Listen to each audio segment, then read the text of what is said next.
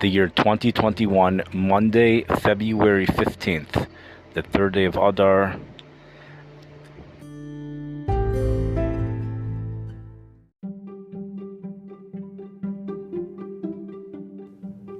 You're listening to Authentic Torah. The Pri Megadim, which is found in the back of the Shulchan Aruch, it's a major commentary, and a very holy commentary.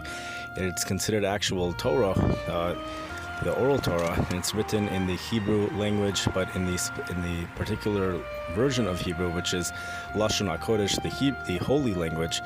This is a sefer, a book that you require to make a bracha on before a blessing, before you learn from it, and wash your hands in a certain way to make sure that you're clean. This book is full of different laws of Judaism and very complex and very technical stuff.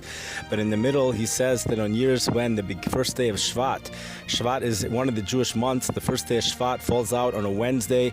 It's a month that generally falls out in January, maybe February. If the first day of that month falls out on a Wednesday, there's going to be a lot of snow. There'll be big snow, and it will be cold that year.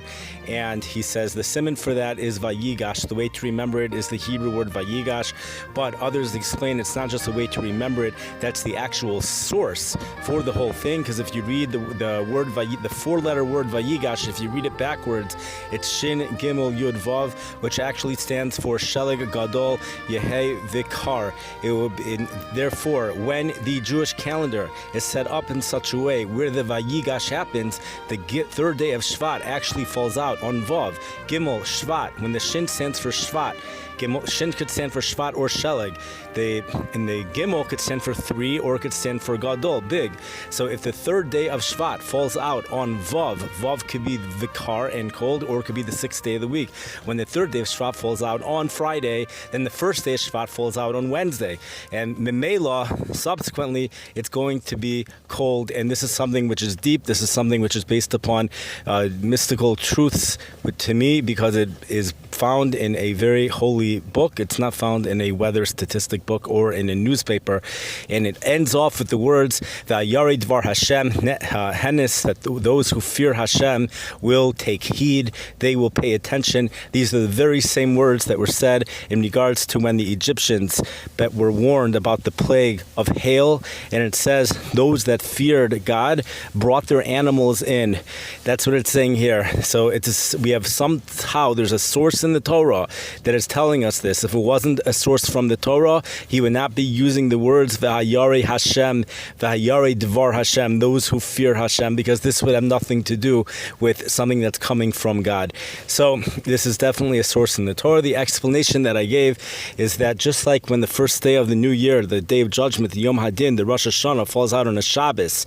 Now we don't blow shofar that year when it falls out on a Shabbos, and because of that, there's complications that develop. But the bottom line is that all of those years are years of extreme. This is said in the Mefarshim, and this is years where wars have started. It's also the year of when very good things have happened for us. I'm not going to go through the whole history for a few reasons, but the years which have had extremely good things happen to us and extremely bad things all took place on years when the Rosh Hashanah, the Jewish New Year, fell out on a Saturday, fell out on a Shabbos. The first of Shvat and the 15th day of Shvat always fall out on the same day of the week. There's a machlokus, there's a difference of opinion as to which one of those days is the New Year's for the trees. On the New Year's for the trees is a day of judgment for the trees, whatever that means. Everything that's going to happen to the trees is decreed on that day. Therefore, all precipitation is decreed on that day. So, if for whatever reason, Yom Revi'i, the fourth day of the week, we would have to go back to what happened during Brias, the first 6 days of creation, perhaps. But for whatever reason, when that day falls out on the fourth day of the week, it's going to lead to an abundance. There's a big time Rav that says that actually the word Shin shin should not mean sheleg, as it says in the Pri Megadim, but the word shin stands for a different word, which means abundance. There's going to be abundance, and that's what you see in the weather statistics of Prague, which is found in a footnote in one of the Sfarim, which is called the Elia Rabbah, and that's actually with the source for the whole thing. Anyways, he gets it from the Rav Isaac Hadarshan, the Rav Isaac the preacher, and you see in the statistics all the years when the first of Shvat fell out on a Wednesday, there were years of extremes. That's what they were. And in the Chicago area as well, I looked it up, the Chicago area has had extremely cold and snowy winters, but there was one winter which was just really warm, and that winter also fell out on a year when the first day of Shvat was on a Wednesday. That is the recording. I got it over within 5 minutes, so if you understood this, then you don't have to listen to the 20 minutes, and if you don't have an interest, you also don't have to listen. But anyways, that's the bottom line. I wish everyone a good day and stay safe. Good night.